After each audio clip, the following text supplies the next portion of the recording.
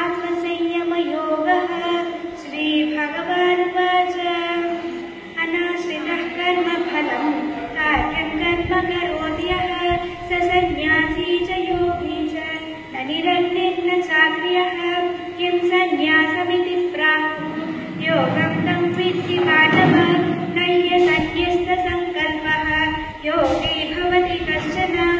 आरुरुक्षोर्मुनेर्योगं कर्मकारणमुच्यते योगारूढस्य तस्यैव शमः कारणमुच्यते निदायिनेन्द्रियार्थेषु न कर्मस्वनुषज्यते सर्वसङ्कल्पसन्न्यासी योगारूढस्य दोच्यते उद्धरेदात्मनात्मानं नात्मानमवसादयेत् आत्मैव ह्यात्मनो बन्धुः आत्मैव रिपुरात्मनः बन्धुरात्मात्मनस्तस्य येनात्मैवात्मना जितः अनात्मनस्तु शत्रुत्वे वर्तेतात्मैव शत्रुवत् जितात्मनः प्रशान्तस्य परमात्मा समाहितः शीतोष्णसुखदुःखेषु तथात्मानात्ममानयोः ज्ञानविज्ञानयुक्तात्मा कूटस्थो विजितेन्द्रियः युक्त इत्युच्यते योगी समलोष्टाश्मकाञ्चनः सुहृन्मित्रानुदासीन मध्यस्थद्वेष्यबन्धुषु साधुष्वपि च पापेषु समबुद्धिर्विशिष्यते योगी युञ्जीत सततम् आत्मानं ओम श्री परमात्मने नमः। अथ षष्ठोऽध्यायः आत्मसंयमयोगः। श्री भगवानुवाच अनाश्रितः कर्मफलं कार्यं कर्म करोति यः स सन्न्यासी च योगी च न निरग्निर्न चाक्रियः यं सन्न्यासमिति प्राहुः योगं तं विद्धि पाण्डव न ह्यसन्न्यस्तसङ्कल्पः योगी भवति कश्चन आरुरुक्षोर्मुनेर्योगं कर्मकारणमुच्यते योगारूढस्य तस्यैव शमः कारणमुच्यते यदा हिनेन्द्रियार्थेषु न कर्मस्वनुसज्जते सर्वसङ्कल्पसन्न्यासी योगारूढस्तदोच्यते उद्धरेदात्मनात्मानं नात्मानमवसादयेत् आत्मैव ह्यात्मनो बन्धुः आत्मैव रिपुरात्मनः बन्धुरात्मात्मनस्तस्य येनात्मैवात्मना जितः अनात्मनस्तु शत्रुत्वे वर्तेतात्मैव शत्रुवत् जितात्मनः प्रशान्तस्य परमात्मा समाहितः शीतोष्णसुखदुःखेषु तथा मानापमानयोः ज्ञानविज्ञानतृप्तात्मा कूटस्थो विजितेन्द्रियः युक्त इत्युच्यते योगी समलोष्टास्मकाञ्चनः सुहृन्मित्रार्युदासीन मध्यस्थद्वेष्यबन्धुषु साधुष्वपि च पापेषु समबुद्धिर्विशिष्यते योगी युञ्जीत सततम् आत्मानं रहसिस्थितः एकाकी यतचित्तात्मा निराशीरपरिग्रहः शुचो देशे प्रतिष्ठाभ्य स्थिरमासनमात्मनः नात्युच्छ्रितं नातिनीचं चैलाजिनकुशोत्तरं तत्रैकाग्रं मनः कृत्वा यदचित्तेन्द्रियक्रियः विश्वासने युञ्जन् योगमात्मविशुद्धये समं कायशिरोग्रीवं धारयन्नचलं स्थिरः सौम्येघनासिकाग्रं सच्चानवलोकयन् प्रशान्तात्मा विगतभिः ब्रह्मचारिव्रते स्थितः मनः संयम्यमच्चित्तः युक्त आसीत् मत्परः युञ्जन्नेवं सदात्मानं योगी नियतमानसः शान्तिं निर्वाणपरमं मत्संस्थामधिगच्छति नात्यष्टतस्तु योगोऽस्ति न चैकान्तमनश्नतः न चातिस्वप्नशीलस्य जाग्रतो नैव चार्जुन युक्ताहारविहारस्य युक्तचेष्टस्य कर्मसु युक्तस्वप्नावबोधस्य योगो भवति दुःखः यदा विनियतं चित्तम् आत्मन्येवावतिष्ठते निष्प्रभः सर्वकामेभ्यः युक्त इत्युच्यते तदा यथा दीपो निवातस्थः नेङ्गते सोपमास्मृतः योगिनो यतचित्तस्य युज्यतो योगमात्मनः यत्रो वनमते चित्तं निरुद्धं योगसेवया यत्र चैवात्मनात्मानं पश्यन्नात्मनि तुष्यति सुखमात्यन्तिकं यत् बुद्धिग्राह्यमतीन्द्रियं वेत्ति यत्र न चैवायं स्थितश्चलिति तत्त्वतः यं लब्ध्वा चापरं लाभं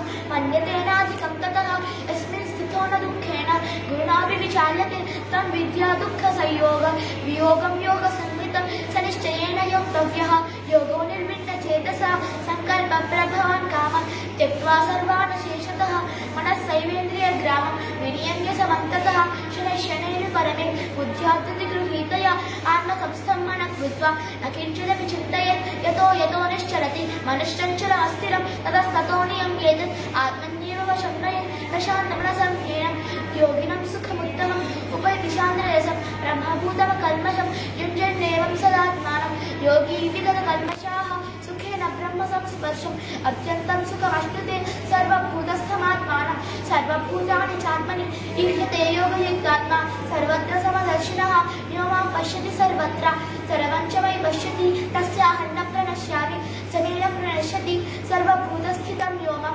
भजत्येकत्वमास्थितः सर्वथा वर्तमानोऽपि स योगी मयि वर्तते आत्मोपम्येन सर्वत्र समं पश्यति योऽर्जुन सुखं वादति वा दुःखं स योगी परमो मतः अर्जुन उवाच योऽयं योगस्त्वया प्रोक्तः साम्येन मधुसूदन एतस्याहं न पश्यामि चञ्चलत्वास्ति स्थिरं चञ्चलभीमन कृष्ण प्रमाथिबलवदृढं तस्याहं निग्रहं मन्ये वायोरिव सुदुष्करं श्रीभगवानुवाच असंशयं महाबाहो मनोदुर्निग्रहं चलम् अभ्यासेन तु कौन्तेय वैराग्ये च गृह्यते असंयतात्मना योगः दुष्प्राप इति मे मतिः पश्चात्मना तु यतता शक्यो वान्तुमुपायतः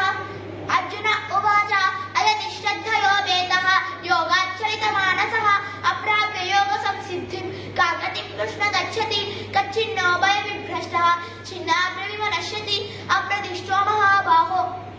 विमूढो ब्रह्मणः पथि एतन्ने संशयन् कृष्ण चेतुमर्हस्य शेषतः त्वदन्यसंशयस्यास्य चेतानः युववद्यते श्रीभगवानुवाच पार्थ नैवेह नामुत्र विनाशस्तस्य विद्यते नहि कल्याणकृत् कश्चित् दुर्गतिं तावगच्छति प्राप्य पुण्यकृतां लोकान् उषित्वा शाश्वतिः समाः शुचीनां श्रीमतां गेहे योगभ्रष्टोऽभिजायते अथवा योगिनामेव कुले भवति धीमताम् एतद्धि दुर्लभतरं लोके जन्मनीदृशं तत्र तं बुद्धिसंयोगं लभते पर्वदेहिकं यतते च ततो भूयः संसिद्धो कुरु नन्दन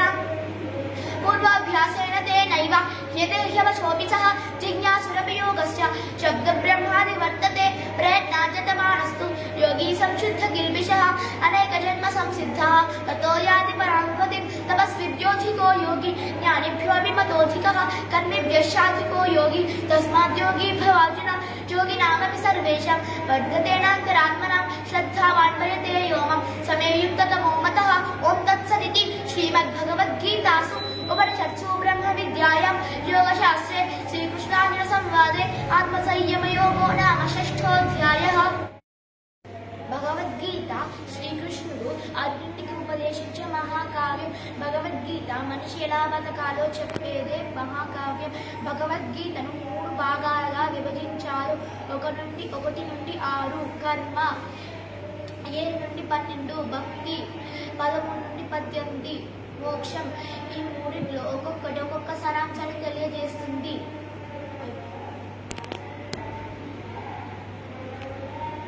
श्रीभगवद्गीता षष्ठोऽध्यायः आत्मसंयमयोगः. श्रीभगवानुवाच अनाश्रित कर्मफलं कार्यं कर्म करोति यः स सन्न्यासी च योगी च निर्निर्न चाक्रियः. अनायं सन्न्यासविधि प्रावको योगान्तं विद्धि पाण्डव नैव सन्न्यस्तसङ्कल्पः योगी भवति कश्चन आरुक्षोन्मुने योगं कारणमुच्यते योगारूढस्य तस्यैव समकारणमुच्यते उत्तरेदात्मनात्मानम् आत्मानमवसादयेत् आत्मैवात्मनः बन्धुः आत्मैवपुरात्मनः बन्धुरात्मनस्तस्य येनात्मैवात्मना जितः अनात्मनस्तु शत्रुत्वे वर्तेतात्मैव शत्रुवत्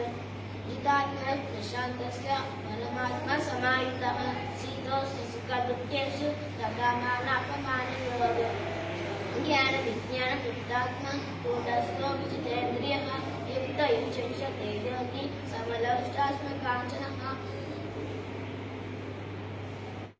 तस्मन्यां प्रकृतिं विद्धि मे परां जीवभूता महाबाहो ययेदं धार्यते जगत् एतद्योनीनि भूतानि सर्वाणीत्युपधारय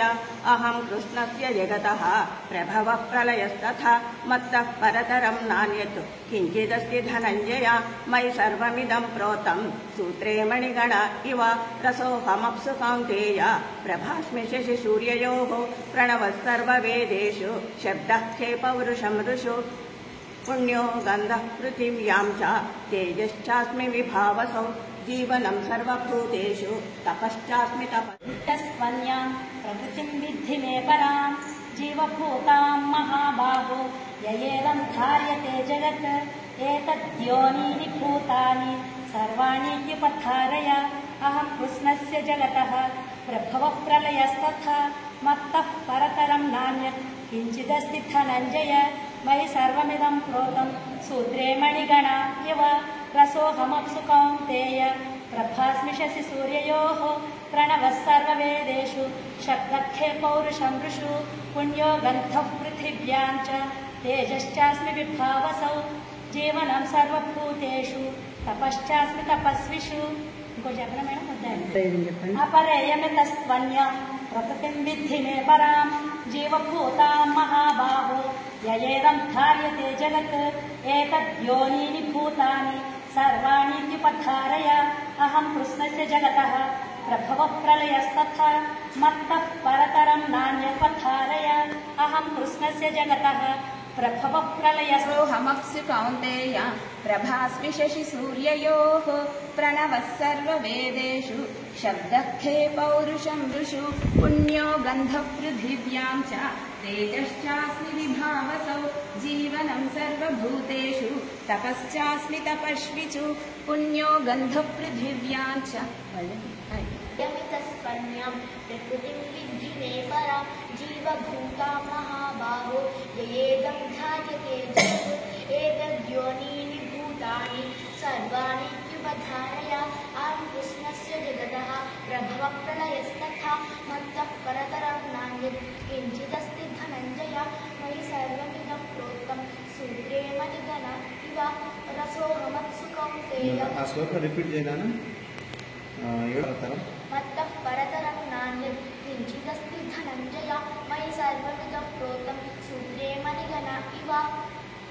अहमप्सु कौन्तेय प्रभास्मि शशिसूर्ययोः प्रणवः सर्ववेदेषु शब्दः खे पौरुषं ऋषु पुण्यो गन्धः पृथिव्यां च तेजश्चास्मि विभावसौ जीवनं सर्वभूतेषु तपश्चास्मि तपस्विषु विद्धि मे परां जीवभूतं महाबाहो ययेदं धार्यते जगत् एतद्योनीनि भूतानि सर्वाणीत्युपधारय अहं कृष्णस्य जगतः प्रभवः प्रलयस्तथा मत्तः परतरं नान्यत् किञ्चिदस्ति धनञ्जय मयि सर्वमिदं प्रोतं सूत्रे मणिगणा इव रसोऽहमप्सु कौन्तेय प्रभास्मि शशिसूर्ययोः प्रणवः सर्ववेदेषु शब्दः खे पौरुषं ऋषु पुण्यो गन्धः पृथिव्यां च